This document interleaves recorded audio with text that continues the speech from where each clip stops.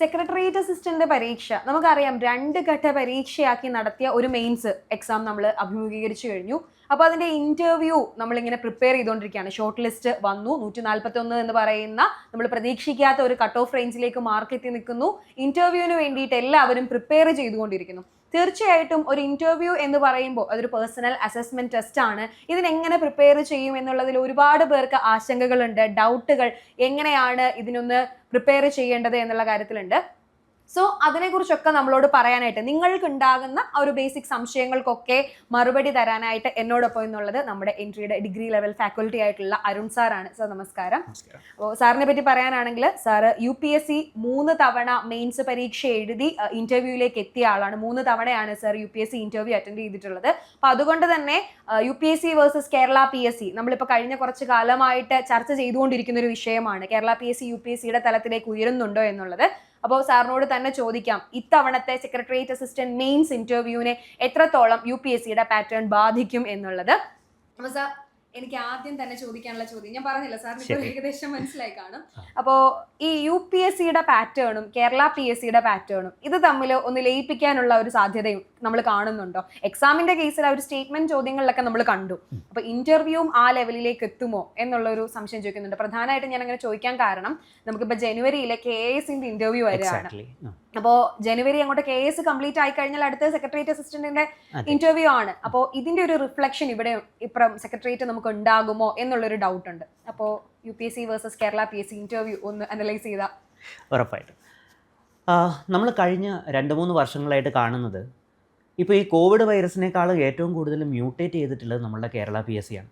Kerala PSC ഓരോ വർഷം കഴിയുമ്പോഴും അതിൻ്റെ ലെവൽ കൂടി മുകളിലേക്ക് തന്നെയാണ് പോയിക്കൊണ്ടിരിക്കുന്നത്. കേരള PSC എങ്ങോട്ടേക്കാണ് ഉയരുന്നതെന്ന് വെച്ച് കഴിഞ്ഞാൽ ശിവനെ പറഞ്ഞ പോലെ തന്നെ ഒരു UPSC ലെവലിലേക്ക് തന്നെയാണ് അത് ഉയരുന്നത്. ഉറപ്പാണ് ഇനി അങ്ങോട്ടേക്കുള്ള ഒരു ഇൻ്റർവ്യൂവിൽ PSC ഒരു സാധാരണ ലെവലുള്ള ഒരു സെറ്റപ്പിൽ നിന്ന് മാറിയിട്ട് ഒരു UPSC ലെവലോളമോ അല്ലെങ്കിൽ അതിന് തുല്യം നിൽക്കുന്ന രീതിയിലേക്ക് തന്നെ ഉയരുമെന്നുള്ള കാര്യം ഉറപ്പാണ്. മറ്റൊരു ഇമ്പോർട്ടൻ്റ് ആയിട്ടുള്ള കാര്യം, ഈ പ്രാവശ്യം സെക്രട്ടേറിയറ്റ് അസിസ്റ്റന്റ് ആയിക്കോട്ടെ അല്ലെങ്കിൽ അത്തരത്തിലുള്ള ഇൻ്റർവ്യൂ അറ്റൻഡ് ചെയ്യാൻ പോകുന്നവർക്ക് അവർ ഇരിക്കുന്ന അല്ലെങ്കിൽ അവർ പോകേണ്ടി വരുന്ന ആ ഒരു ബോർഡ് ഉണ്ടല്ലോ, ആ ഒരു ബോർഡ് ഓൾറെഡി KSൻ്റേതായിട്ടുള്ള ആൾക്കാരെ കണ്ടിട്ടാണ് ഇരിക്കുക. സോ അതുകൊണ്ട് തന്നെ ആ ഒരു ക്വസ്റ്റ്യൻസിലും അല്ലെങ്കിൽ അവർ പ്രതീക്ഷിക്കുന്ന ഉത്തരങ്ങളിലും ഒരു UPSC ലെവൽ കടന്നുകൂടാൻ അല്ലെങ്കിൽ ഒരു സ്റ്റാൻഡേർഡ് കടന്നുകൂടാനുള്ള സാധ്യതകൾ വളരെ കൂടുതലാണ്. എൻ്റെ ഒരു പ്രതീക്ഷ എന്താണെന്ന് വെച്ച് കഴിഞ്ഞാൽ, നമ്മൾ ഒരുപാടൊന്നും കുഴപ്പിക്കില്ല എന്നുണ്ടെങ്കിൽ പോലും ഒരു സ്റ്റാൻഡേർഡ് ലെവലിലുള്ള ചോദ്യങ്ങൾ ഉറപ്പായിട്ടും ഇനി അങ്ങോട്ടേക്കുള്ള PSCയിൽ ഉറപ്പായിട്ടും ഉണ്ടാവും. അപ്പം നമ്മുടെ കുട്ടികൾ വേണമെന്നുണ്ടെങ്കിൽ UPSC ഇന്റർവ്യൂസിന്റെ ഒക്കെ വീഡിയോസ് ഒക്കെ കണ്ട് പരിശീലിച്ചാൽ അത്രയും നല്ലതല്ലേ, ഒരു വേ ഓഫ് പ്രസന്റേഷൻ? ഉറപ്പായിട്ടും. ആക്ച്വലി കൂടുതലായിട്ട് നമ്മൾ ഈ കാര്യങ്ങൾ കാണുക, അറിയുക, അതുപോലെ പ്രാക്ടീസ് ചെയ്യുക, ആ ഒരു കാര്യം തന്നെയാണ് വേണ്ടത്. പക്ഷെ ഒരു പോയിന്റ് ഉണ്ട്, UPSCയുടെ ഇൻ്റർവ്യൂ എല്ലാം കണ്ട് പേടിച്ച് ഇത് നമ്മളെ കൊണ്ട് കൂട്ടിയാൽ കൂടില്ല എന്നുള്ള ഒരു സെറ്റപ്പിലേക്ക് വരാതിരുന്നാൽ, അങ്ങനെ ഒരു ഭയം വേണ്ട, ജാഗ്രത മാത്രം മതി. ആ ഒരു രീതിയിൽ ആക്ച്വലി നമ്മളൊരു ജാഗ്രതയോട് കൂടി കാണുകയാണെങ്കിൽ അതൊരു നല്ല കാര്യം തന്നെയാണ്. ഉറപ്പായിട്ടും. എസ്പെഷ്യലി കേരളത്തിൽ നിന്ന് പോയിട്ടുള്ള കാൻഡിഡേറ്റ്സിൻ്റെ ഇൻ്റർവ്യൂസ് നമുക്കിപ്പോൾ യൂട്യൂബിലൊക്കെ അവൈലബിൾ ആണ്. സോ അവരുടെ അത്തരത്തിലുള്ള ഒരു ഇൻ്റർവ്യൂസ് കിട്ടിക്കഴിഞ്ഞാൽ ഒരു മലയാളി എങ്ങനെയാണ് ഇൻ്റർവ്യൂവിനെ നേരിടേണ്ടത് എന്നുള്ള കാര്യങ്ങളെ പറ്റിയിട്ട് നമുക്ക് എന്ത് കിട്ടും, ഒരു ഏകദേശം ഐഡിയ കിട്ടും. ഓക്കെ. അപ്പോൾ നമ്മളിപ്പോൾ ഈ UPSC തലത്തിലേക്ക് എന്തായാലും ഉയരുമെന്ന് പറഞ്ഞു കഴിഞ്ഞു. അപ്പോൾ നമ്മുടെ ഈ കുട്ടികളിൽ പലരും ആദ്യമായിട്ടൊരു ഡിഗ്രി ലെവൽ എക്സാം ക്രാക്ക് ചെയ്തവരുണ്ടാകും, അല്ലെങ്കിൽ ആദ്യമായിട്ടൊരു ഇന്റർവ്യൂവിനെ അറ്റൻഡ് ചെയ്യാൻ പോകുന്നവരുണ്ടാകും. അപ്പോൾ ഈ തുടക്കക്കാർക്ക് ആദ്യമായിട്ടൊരു ഇന്റർവ്യൂവിന് പോകുന്ന ആളെ എന്തൊക്കെ ശ്രദ്ധിക്കേണ്ടി വരും? വളരെ നല്ലൊരു ചോദ്യമാണ്. നിങ്ങളോടാണ്. കാരണം എന്താ വെച്ചാൽ, ഇപ്പോൾ ഇത് കേട്ടുകൊണ്ടിരിക്കുന്നവരിൽ കുറേ പേര് നേരത്തെ 1-2 PSCയുടെ ഇൻ്റർവ്യൂകളൊക്കെ അറ്റൻഡ് ചെയ്തിട്ടുള്ളവരായിരിക്കും. ചിലർ PSCയുടെ ഒരു ഇൻ്റർവ്യൂ അറ്റൻഡ് ചെയ്തിട്ടുണ്ടാവില്ല. ചിലരിങ്ങനെയല്ല, ജീവിതത്തിൽ ഒരു ഇൻ്റർവ്യൂ പോലും അല്ലെങ്കിൽ അത്തരത്തിലുള്ള ഒരു സിറ്റുവേഷൻ പോലും ആക്ച്വലി എന്ത് ചെയ്തിട്ടുണ്ടാവും, എക്സ്പീരിയൻസ് ചെയ്തിട്ടുണ്ടാവില്ല. നമ്മളിവിടെ ബാധിക്കുന്ന ഏറ്റവും വലിയ പ്രശ്നം ഭയമല്ല, ആക്ച്വലി അത് സെൽഫ് ഡൗട്ടാണ്. അതാണ് ഏറ്റവും വലിയ പ്രശ്നം. നമ്മുടെ മലയാളത്തിൽ അല്ലെങ്കിൽ നമ്മുടെ കേരളത്തിലുള്ള കുട്ടികളെ ബാധിക്കുന്ന ഏറ്റവും വലിയ കാര്യം സെൽഫ് ഡൗട്ടാണ്. സത്യം പറഞ്ഞാൽ ഏറ്റവും സുന്ദരന്മാരായിട്ടുള്ള, ഏറ്റവും അറിവുള്ള, 100% ലിറ്ററസി ഉള്ള നമ്മൾക്ക് ഏറ്റവും കുഴപ്പമായിട്ട് വരുന്ന കാര്യം ഇതേ സെൽഫ് ഡൗട്ടാണ്. എനിക്ക് നിങ്ങളോട് പറയാനുള്ളത്, ഒരിക്കലും അങ്ങനെയുള്ളൊരു കാര്യത്തിൽ നിങ്ങൾ വിചാരിക്കേണ്ടതോ അങ്ങനെ ഒരു സെൽഫ് ഡൗട്ടിൻ്റെ ഒരു എലമെൻറ്റിൻ്റെയും കാര്യമില്ല. കാരണം നിങ്ങളൊന്ന് ആലോചിച്ച് നോക്കൂ, നിങ്ങൾ LKG മുതൽ ഇപ്പോൾ ഡിഗ്രി കഴിയുന്നിടം വരെ നമ്മൾ എന്തുമാത്രം കാര്യങ്ങൾ ഫൈറ്റ് ചെയ്തിട്ടുണ്ട്, എന്തുമാത്രം പബ്ലിക്കായിട്ടുള്ള രീതിയിൽ നമ്മൾ ഇടപെട്ടിട്ടുണ്ട്, നമ്മൾ മറ്റൊരാളോട് സംസാരിച്ചിട്ടുണ്ട്. അത്തരത്തിൽ ഇത്രയും സീസൺഡ് ആയിട്ടുള്ള ഒരാൾ, അത്തരത്തിലുള്ള ഒരാൾ ഒരിക്കലും ഒരു സെൽഫ് ഡൗട്ട് എടുക്കേണ്ട കാര്യമില്ല എന്നുള്ളത് തന്നെയാണ് പറയുന്നത്. അത് ഒഴിവാക്കുക. ആ ഒരു സെൽഫ് ഡൗട്ട് എന്ത് ചെയ്യുക, ആദ്യമായിട്ട് തന്നെ ഒഴിവാക്കുക. രണ്ടാമത് മനസ്സിലാക്കേണ്ട കാര്യം എന്താ വെച്ചാൽ ഇതൊരിക്കലും ഒരു ഇൻ്റലിജൻസിനുള്ള ടെസ്റ്റ് അല്ല. കാരണം ഇതിൽ വന്നിട്ടുള്ളവരുടെ ഇൻ്റലിജൻസ് ഈ പ്രാവശ്യം 2 പരീക്ഷ നടത്തി PSC എന്ത് ചെയ്തതാണ്, ടെസ്റ്റ് ചെയ്തിട്ടുള്ള തെളിയിച്ചിട്ടുള്ളതാണ്. അതിനകത്ത് 140-ൽ പരം മാർക്ക് മേടിച്ചിട്ടുള്ള മിടുക്കന്മാരും മിടുക്കിമാരുമായിട്ടുള്ളവർ മാത്രമാണ് എന്ത് ചെയ്യുന്നത്, ഇൻ്റർവ്യൂ അറ്റൻഡ്. അതുകൊണ്ട് തന്നെ ഇത് നിങ്ങളുടെ ഇൻ്റലിജൻസിൻ്റെ ടെസ്റ്റ് അല്ല. ഷിബിന ഇപ്പോൾ ഒരു ഇൻ്റർവ്യൂ അറ്റൻഡ് ചെയ്യുകയാണെന്ന് വിചാരിക്കുക. ഞാനാണ് ഇൻ്റർവ്യൂ ബോർഡ്. ഞാൻ സത്യത്തിൽ ഇൻ്റർവ്യൂ ചെയ്യുമ്പോൾ ഉദ്ദേശിക്കുന്നതെന്നറിയോ, ഷിബിനെ ഈ ഇൻ്റർവ്യൂ കഴിയുമ്പോൾ ഇപ്പുറത്തെ സൈഡിലേക്ക്, അതായത് ഞങ്ങളുടെ കൂടെ ഒരു ചായ കുടിക്കാനായി അല്ലെങ്കിൽ ഞങ്ങളുടെ ഓഫീസിലേക്ക് ഇരുത്താനായിട്ട് ഷിബിനെ കൊണ്ടുവരാൻ പറ്റുമോ ഇല്ലയോ എന്ന് മാത്രമേ നോക്കുന്നുള്ളൂ. സോ അതുകൊണ്ട് തന്നെ ഇൻ്റലിജൻസിനപ്പുറം ഷിബിനയുടേതായിട്ടുള്ള കുറച്ച് പേഴ്സണാലിറ്റി ട്രേറ്റുകൾ, കുറച്ച് ക്യാരക്ടേഴ്സ്, ഓക്കെ, അല്ലെങ്കിൽ അത്തരത്തിലുള്ള കാര്യങ്ങൾ, ക്വിക്ക് വിറ്റുകൾ, അതിലും ഇമ്പോർട്ടൻ്റ് ആയിട്ട് ഒരു പ്രോബ്ലം സോൾവിങ് എബിലിറ്റി, അത്തരത്തിലുള്ള കാര്യങ്ങളാണ് ഇൻ്റർവ്യൂവിൽ നോക്കുന്നത്. അതുകൊണ്ട് നിങ്ങൾ അത്തരത്തിലുള്ള കാര്യങ്ങൾ മാത്രം എന്ത് ചെയ്യുക, വിചാരിക്കുക. നമ്മളെക്കൊണ്ട് പറ്റും, നമ്മളെക്കൊണ്ട് മാത്രമേ പറ്റുള്ളൂ, നിസ്സാരം ആ സെറ്റപ്പിൽ തന്നെ എന്ത് ചെയ്യുക, മുമ്പോട്ടേക്ക് പോവുക. അതിൽ തന്നെയാണ് നമുക്ക് ഈ കാര്യങ്ങൾ കിട്ടുക. ഓക്കെ, അപ്പോൾ നമ്മളെ കൊണ്ട് പറ്റുമോ ഇതൊക്കെ എന്ന് പറഞ്ഞിട്ട് പേടിച്ചിരിക്കുന്നവർ ആ ഒരു ഡൗട്ടിൻ്റെ ആവശ്യമേ ഇല്ല എന്നാണ് സാറ് പറയുന്നത്. നിങ്ങൾ എപ്പോഴും മനസ്സിലാക്കുക, ഇൻ്റർവ്യൂകൾ എന്ന് പറയുന്നത് ഇപ്പോൾ നമ്മുടെ കേരള PSC എന്നല്ല, ഏതൊരു സ്ഥലത്ത് നടത്തുന്ന ഇൻ്റർവ്യൂകളും അതൊരു പേഴ്സണാലിറ്റി അസസ്മെൻറ്റ് ടെസ്റ്റ് മാത്രമാണ്, അതൊരു ഇൻ്റലിജൻസ് ടെസ്റ്റ് അല്ല. നിങ്ങൾക്ക് എത്ര അറിവുണ്ട് എന്ന് ചെക്ക് ചെയ്യുന്ന വേദികളല്ല, മറിച്ച് നിങ്ങളുടെ ക്യാരക്ടറും നിങ്ങളുടെ പേഴ്സണാലിറ്റിയും സാഹചര്യങ്ങളുമായിട്ട് നിങ്ങൾ എങ്ങനെ അഡാപ്റ്റബിൾ ആകുന്നു എന്നുള്ളതും അങ്ങനെയൊക്കെയുള്ള കാര്യങ്ങൾ അല്ലെ. പിന്നെ സാറ് എടുത്തു പറഞ്ഞൊരു കാര്യം, പ്രോബ്ലം സോൾവിങ് സ്കില്ല്. നമുക്കറിയാം, നമ്മൾ ഇപ്പോൾ ഈ ഒരു എക്സാം എഴുതി അല്ലെങ്കിൽ ഇൻ്റർവ്യൂ അറ്റൻഡ് ചെയ്ത് നിങ്ങൾ ജോലി ചെയ്യാൻ പോകുന്നത് സെക്രട്ടേറിയറ്റിലേക്കാണ്. തീർച്ചയായിട്ടും ഒരു അഡ്മിനിസ്ട്രേറ്റീവ് പവർ വരുന്ന ഒരു ജോലിയിലേക്കാണ് പോകുന്നത്. ഒരുപാട് പ്രശ്നങ്ങളെ നിങ്ങൾക്ക് അഭിമുഖീകരിക്കേണ്ടതായിട്ട് വരും. ഈ പ്രശ്നങ്ങളെ നിങ്ങൾ എങ്ങനെ ടാക്കിൾ ചെയ്യുന്നു അല്ലെ, ഉചിതമായ തീരുമാനം എടുക്കുന്നു എന്നുള്ളതിലാണ് കാര്യം. സോ ആ ഒരു ലെവലിലേക്ക് നിങ്ങളുടെ തിങ്കിങ് കേപ്പബിലിറ്റിയെ നിങ്ങൾ മാറ്റുക. അങ്ങനെയുള്ള ചോദ്യങ്ങൾ നമുക്ക് പ്രതീക്ഷിക്കാം അല്ലേ. നിങ്ങളെ ചിലപ്പോൾ ഒരു സിറ്റുവേഷനിലേക്ക് ഇട്ട് തരാം, എന്നിട്ട് അതിൽ നിന്നും നിങ്ങൾ എങ്ങനെ രക്ഷപ്പെടുമെന്നുള്ള രീതിയിലേക്ക് വരാം.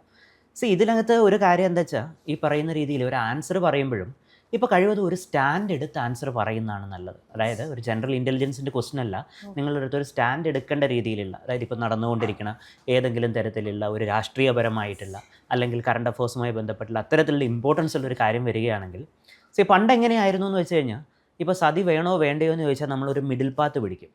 അതെങ്ങനെയാണെന്നറിയോ, അതായത് തൽക്കാലം ആ കുട്ടിയെ എടുത്ത് നമുക്ക് തീയിലിടാം, പകുതി വെന്ത് കഴിയുമ്പോൾ എടുത്ത് പുറത്ത് വെക്കാം, അപ്പോൾ നമ്മൾ ആചാരവും നടപ്പിലാക്കി, എന്നാലേ ജീവനും പോയില്ല എന്നുള്ളൊരു സെറ്റപ്പില്ലേ. അതല്ല ഇപ്പോഴെന്താ വെച്ചാൽ, ഗവൺമെൻറ്റിന് നിങ്ങളൊരു ഭാഗത്ത് നിൽക്കണം. ആ ഒരു ഭാഗം എന്ത് ചെയ്യണം, നിങ്ങൾക്ക് ന്യായീകരിക്കാൻ അല്ലെങ്കിൽ അതിനകത്ത് നിങ്ങൾക്ക് പോയിന്റ്സ് പറയാൻ പറ്റണം. ആ ഒരു രീതിയിലേക്ക് ഒരു സ്റ്റാൻഡ് എടുക്കുന്ന രീതിയിലുള്ള അത്തരത്തിലുള്ള പേഴ്സണാലിറ്റി ഉള്ള ആൾക്കാരെയാണ് ഇപ്പോൾ തിരഞ്ഞെടുക്കുന്നത് എന്നാണ് നമുക്ക് കാണുവാനായിട്ട് കഴിയുന്നത്. ഓക്കെ. അപ്പോൾ ഈ നമ്മളൊരു social being A social being എന്നുള്ള കാര്യമാണ് അവർ അസസ് ചെയ്യുന്നത് അല്ലേ. നമ്മൾ സാമൂഹിക ജീവി എന്നുള്ള നിലയിൽ എങ്ങനെ ഈ പ്രശ്നങ്ങളെ നോക്കിക്കാണുന്നു, യുവർ പെർസ്പെക്റ്റീവ്. യെസ്, നമ്മുടെ പെർസ്പെക്റ്റീവ്, നമ്മുടെ കാഴ്ചപ്പാടുകളാണ് അവർക്ക് ആവശ്യം. അപ്പോൾ സാർ, ഒരു ഇന്റലിജൻസ് ടെസ്റ്റ് അല്ല നമ്മുടെ ഇന്റർവ്യൂ എന്ന് പറഞ്ഞു. എന്നാലും എൻ്റെ ഒരു ഡൗട്ട് കൊണ്ട് ഞാൻ ചോദിക്കുകയാണ്, നമ്മൾ ചില ടോപ്പിക്കുകളെങ്കിലും ഒന്ന് പ്രിപ്പയർ ആയി പോവേണ്ടി വരില്ലേ? പക്ക ഒരു ഇന്റലിജൻസ് ടെസ്റ്റ് അല്ല എന്ന് പറഞ്ഞാൽ പോലും ചില ചോദ്യങ്ങൾ അവർ ചോദിക്കാൻ സാധ്യതയുണ്ട്, പ്രത്യേകിച്ചും അഡ്മിനിസ്ട്രേറ്റീവ് ലെവലിൽ നിൽക്കുന്ന ചോദ്യങ്ങൾ. അപ്പോൾ അങ്ങനെ ഏതൊക്കെ ടോപ്പിക്കുകൾ നമ്മളൊന്ന് പ്രിപ്പയർ ആയിട്ട് പോകണം? ആദ്യമായിട്ട് നമ്മൾ ഒരു PSCയുടെ ഇൻ്റർവ്യൂവിന് ചെല്ലുമ്പോൾ നമ്മളവിടെ ഒരു ബയോഡേറ്റ ഫില്ല് ചെയ്ത് കൊടുക്കുന്നത്. ഏറ്റവും ഇമ്പോർട്ടൻ്റ് ആയിട്ട് നമ്മൾ നോക്കേണ്ട സാധനം ആക്ച്വലി ആ ബയോഡേറ്റ തന്നെയാണ്. ഇപ്പോൾ ഫോർ എക്സാമ്പിൾ ഷിബിന എന്ന് പറയുമ്പോൾ ആദ്യമേ നമുക്ക് ഡൗട്ട് വരും, ഷിബിന ഈ പേരിൻ്റെ അർത്ഥം എന്താണ്? ഓക്കെ, ഷിബിന എന്ന് പറയുന്ന പേരിൻ്റെ അർത്ഥം എന്താണെന്ന് ചോദിക്കാം. അല്ലെങ്കിൽ ഷിബിന എന്നുള്ള അതേ പേരിലുള്ള മറ്റൊരു ക്രിക്കറ്റർ ഉണ്ട്, അല്ലെങ്കിൽ അത്തരത്തിലുള്ള ഒരാളുണ്ടെങ്കിൽ അയാളെ പറ്റിയിട്ടുള്ള ഒരു ചോദ്യം വരാം. ഓക്കെ, ദെൻ എടുത്ത ഡിഗ്രി, കോളേജ്, അത് ഉറപ്പായിട്ടും എന്തുണ്ടാവും, കോളേജിനെ പറ്റി ചോദ്യം ഉണ്ടാവും. Then hobby. ഓക്കെ, ഒരു ഹോബി. ഇതിനകത്തൊരു കാര്യം എന്താ വെച്ചാൽ, വളരെ ജെന്യൂനായിട്ട് ഹോണസ്റ്റായിട്ട് ആൻസർ പറയാം. നമ്മൾ ഒരു ഹോബി ചോദിച്ചു, അതുകൊണ്ട് ഒരു ഹോബി എഴുതണമല്ലോ എന്നുള്ള രീതിയിൽ നമ്മൾ കുക്കിംഗ് ഒരു ഹോബിയായിട്ട് എഴുതി വെച്ചാൽ അവിടെ ചെന്ന് കടുകോറ എന്ന് മാത്രമേ ആവുള്ളൂ. അല്ലാതെ ഒരിക്കലും ആ ഒരു കാര്യം എന്തിലേക്ക് പോകുന്നില്ല, നമുക്കൊരു ഫലപ്രാപ്തിയിലേക്ക് പോകും. നിങ്ങൾ ശരിക്കും ഒരു ഹോബി ഉണ്ട് എന്നുണ്ടെങ്കിൽ ഉറപ്പായും എഴുതുക, അതിനെപ്പറ്റി പഠിക്കുക. ഇല്ല എന്നുണ്ടെങ്കിൽ അത് വെറുതെ വിട്ടാലും കുഴപ്പമൊന്നുമില്ല. ഒരു ഹോബി ഇല്ലാത്ത ഒരാള് ഒരു ഹോബി ഉണ്ടെന്ന് പ്രിപ്പയർ ആയിട്ട് പോകുന്നതായിരിക്കും നല്ലത്. അങ്ങനെ ചെയ്യുമ്പോഴും ഒരു കാര്യം പറയാം, നമ്മൾ അധികം പേര് എഴുതി വെക്കുന്ന ഹോബി എന്താണെന്ന് വെച്ചാൽ റീഡിങ് ആണ്. ഓക്കെ, അതൊരു യൂണിവേഴ്സൽ ആൻസറാണ്, മലയാളിയുടെ യൂണിവേഴ്സൽ ആൻസർ. ആകെ വായിക്കുന്ന മംഗളവും മനോരമയും അല്ലെങ്കിൽ കന്യകയായിരിക്കും, എന്നാലും എഴുതി വെക്കുമ്പോഴെന്ത് ചെയ്യും, റീഡിങ് എന്ന് എഴുതും. ഇത് തെങ്ങസ് ആ ഒരു റീഡിങ് എഴുതുമ്പോൾ നമ്മൾ പ്രിസൈസ് ആയിട്ട് എഴുതുക. അതായത് reading Malayalam short story, reading Malayalam novel, അല്ലെങ്കിൽ റീഡിങ് പോയട്രി. ഗുണം എന്താ വെച്ചാൽ, നമുക്ക് ആ ഇത്രയും വലിയ ഒരു ഏരിയയെ നമുക്ക് ചുരുക്കി ഇത്ര മാത്രമായിട്ട് നമുക്ക് പഠിച്ചുകൊണ്ട് പോകാം. മറ്റൊരു ക്വസ്റ്റ്യൻ ചോദിക്കുന്നു, ഇപ്പോൾ ഈ പറയുന്ന രീതിയിൽ ഏതെങ്കിലും ഇപ്പോൾ നമുക്ക് എന്താ പറയുക, ബുക്കർ പ്രൈസ് കിട്ടിയ ഒരു ആളെ പറ്റി ചോദിക്കുന്നു, സർ നമുക്കത് അറിയില്ല എന്നിപ്പോൾ അന്നേരം പറയാൻ പറ്റും. റീഡിംഗ് എന്ന് എഴുതി വെച്ച് കഴിഞ്ഞാൽ നമ്മളതിന് ആൻസർ പറയാൻ നമ്മൾ എന്തായി ബാധ്യസ്ഥരാണ്. അപ്പോൾ അങ്ങനെയുള്ളപ്പോൾ ഇപ്പോൾ റീഡിംഗ് അല്ലെങ്കിൽ കുക്കിംഗ് എന്ന് വെച്ച് കഴിഞ്ഞാൽ കുക്കിംഗ് സൗത്ത് ഇന്ത്യൻ ഡിഷസ് നമ്മൾ അത് മാത്രമായിട്ട് എന്ത് ചെയ്യുക, നാരോ ഡൗൺ ചെയ്യുക, അങ്ങനെ എഴുതുക. അതിനുശേഷം ആ ബയോഡേറ്റയിലെ ബാക്കി അതിനകത്ത് വരും നിങ്ങളുടെ അംബീഷൻ അല്ലെങ്കിൽ പോസിറ്റീവ്സ് നെഗറ്റീവ്സ് അത്തരത്തിലുള്ള കുറച്ച് ക്വസ്റ്റ്യൻസ് ഉണ്ട്, അതാദ്യം പ്രിപ്പയർ ചെയ്യാം. 2, നിങ്ങൾ പോകുന്ന സെക്രട്ടറിയിലേക്കാണ്. അതുകൊണ്ട് തന്നെ സെക്രട്ടേറിയറ്റ് അല്ലെങ്കിൽ അഡ്മിനിസ്ട്രേറ്റീവ് സംബന്ധമായിട്ടുള്ള കാര്യങ്ങൾ ഉറപ്പായിട്ടും എന്ത് ചെയ്യാം, ഒരു ചോദ്യം വരും. കോൺസ്റ്റിറ്റ്യൂഷൻ എല്ലാ പരീക്ഷയ്ക്കും എല്ലാ ഇൻ്റർവ്യൂവിലും ഉള്ളൊരു ചോദ്യമാണ്, എസ്പെഷ്യലി ഫണ്ടമെൻ്റൽ റൈറ്റുകൾ അല്ലെങ്കിൽ അത്തരത്തിലുള്ള കാര്യങ്ങൾ. പിന്നീട് ഈ പഞ്ചായത്ത് ഇലക്ഷൻ ഇപ്പോൾ കഴിഞ്ഞാലേ ഉള്ളൂ. അതുകൊണ്ട് തന്നെ പഞ്ചായത്തുമായി ബന്ധപ്പെട്ടിട്ടുള്ള കുറച്ച് ആർട്ടിക്കിളുകൾ, കുറച്ച് കാര്യങ്ങൾ, ഫോർ എക്സാമ്പിൾ ഇപ്പോൾ പറയുകയാണെങ്കിൽ ഇപ്പോൾ ഡിഫക്ഷൻ അഥവാ കൂറുമാറ്റം എന്ന് പറയുന്ന കാര്യം പഞ്ചായത്തുകളിൽ ഇല്ല. പക്ഷേ കേരളം 1999 എന്ത് ചെയ്തിട്ടുണ്ട്, ഈ പറയുന്ന രീതിയിൽ ഒരു കൂറുമാറ്റൽ നിരോധന നിയമം കൊണ്ടുവന്നിട്ടുണ്ട്. എക്സാക്ട്ലി. സോ അതുകൊണ്ട് തന്നെ അത്തരത്തിലുള്ള കുറച്ച് കാര്യങ്ങളൊന്ന് നോക്കി പോവാം. പിന്നെ കൂടുതലായിട്ട് നോക്കുകയാണെങ്കിൽ ബേസിക്കലി നിങ്ങൾക്ക് എന്നാണോ ഇൻ്റർവ്യൂവിന് പോകുന്നത് അന്നത്തെ ദിവസത്തെ പത്രം, തലേ ദിവസത്തെ പത്രം ഉറപ്പായും വായിച്ചിരിക്കണം. അന്നത്തെ പത്രവും തലേ ദിവസത്തെ പത്രവും. പിന്നീട് കഴിഞ്ഞ ഒരു മാസത്തിലുള്ള international, national as well as local, regional ആയിട്ടുള്ള കാര്യങ്ങൾ, സ്പോർട്സ് എസ്പെഷ്യലി ഇത്തരത്തിലുള്ള കാര്യങ്ങളൂടെ നോക്കി പോകാം. ഞാൻ അത് പഠിച്ചില്ലേ ഇത് പഠിച്ചില്ലേ എന്നുള്ള രീതിയിൽ പണ്ട് നമ്മളുടെ ഒരു സിനിമയ്ക്കകത്തുണ്ട്, അയ്യോ എൻ്റെ മിക്സി, അയ്യോ എൻ്റെ ഇത് എന്നുള്ള രീതിയിൽ എല്ലാ ബുക്കും കൂടെ അവസാന സമയം നമ്മൾ പഠിക്കേണ്ടതായിട്ടുള്ളൊരു ആവശ്യമില്ല. നമ്മൾ എന്ത് ചെയ്യുക, നമ്മൾ വളരെ കുറച്ച് മാത്രം പഠിക്കുക, അതിൽ നമ്മൾ കോൺഫിഡൻസോട് കൂടി ഇരിക്കും. ഒരു കാര്യം കൂടി പറയാം, ഇപ്പോൾ ഒരു ക്വസ്റ്റ്യൻ നമുക്ക് അറിയില്ല എന്ന് വിചാരിക്കുക. അറിയില്ല എന്നുണ്ടെങ്കിൽ നമ്മളത് അറിയില്ല എന്ന് തന്നെ പറയും, ഒരിക്കലും ബ്ലഫ് ചെയ്യരുത്. ഓക്കെ, നമ്മൾ ബ്ലഫ് ചെയ്താൽ ചിലപ്പോൾ അപ്പുറത്തെ സൈഡിൽ ചോദ്യം ചോദിച്ച ആൾക്ക് നമുക്ക് ഈ കാര്യത്തെപ്പറ്റി നമ്മളെക്കാളും അറിവുണ്ടാവും. അവരടുത്ത ക്വസ്റ്റ്യൻ ചോദിച്ചാൽ അടുത്ത ക്വസ്റ്റ്യൻ ചോദിച്ച് നമ്മളെ എന്ത് ചെയ്യും, നമ്മളെ വട്ടം കറക്കും. അതുകൊണ്ട് അറിയില്ല എന്നുണ്ടെങ്കിൽ കോൺഫിഡൻസ് ആയിട്ട് തന്നെ sir I don't know the answer. Okay, അല്ലെങ്കിൽ എന്ത് ചെയ്യാം, നിങ്ങൾക്ക് കുറച്ചറിയാമെന്നുണ്ടെങ്കിൽ sir can I take a guess എന്നുള്ള രീതിയിൽ ചോദിക്കാം, എന്നിട്ട് അതിന് ആൻസർ പറയാം. കാര്യം എല്ലാ ക്വസ്റ്റിനും ആൻസർ ഇല്ലടോ. ശിവനിക്ക് ഇപ്പോൾ എൻ്റെ അച്ഛൻ്റെ പേര് അറിയോ, എൻ്റെ അമ്മയുടെ പേര് അറിയോ, ഇല്ല, ആൻസർ ഇല്ല. അങ്ങനെ എല്ലാ ക്വസ്റ്റിനും ആൻസർ പറയണമെന്നുമില്ല. പക്ഷെ കോൺഫിഡൻ്റ് ആയിട്ട് തന്നെ നമ്മൾ ഹോണസ്റ്റ് ആയിട്ട് പറയുന്നു, എനിക്ക് അറിയില്ല, അതാണ് അവിടുത്തെ കാര്യം. ഇപ്പോൾ സാർ പറഞ്ഞപ്പോൾ എനിക്ക് മനസ്സിലായി, നമ്മുടെ സത്യസന്ധത കൂടി അളക്കപ്പെടും എന്നുള്ളത് അല്ലേ. നമ്മുടെ കൂടെ വർക്ക് ചെയ്യാൻ ഇവര് ലോയൽറ്റി ഉള്ളവരാണോ എന്നുള്ളത് നോക്കും അല്ലേ. കാരണം ഒരു പബ്ലിക് സർവൻറ്റിന് ആദ്യം വേണ്ടുന്ന കാര്യങ്ങളിലൊന്നാണ് ഹോണസ്റ്റി ആൻഡ് ലോയൽറ്റി. സോ അതുകൊണ്ട് തന്നെ അവരതും കൂടി എന്ത് ചെയ്യും, ഇതിനകത്ത് അസസ് ചെയ്യും. അതായത് വാ തുറന്നാൽ കള്ളം പറയുന്ന ഒരാളെ ഒരിക്കലും നമുക്ക് എന്ത് ചെയ്യാൻ പറ്റില്ല, എൻകറേജ് ചെയ്യാൻ പറ്റില്ല. ഒരു പൊളിറ്റീഷ്യൻ ആക്കാം, പക്ഷെ ഒരിക്കലും നമുക്ക് നമ്മുടെ അഡ്മിനിസ്ട്രേഷനിലേക്ക് എന്ത് ചെയ്യാൻ പറ്റില്ല, കൊണ്ടുവരാൻ പറ്റില്ല.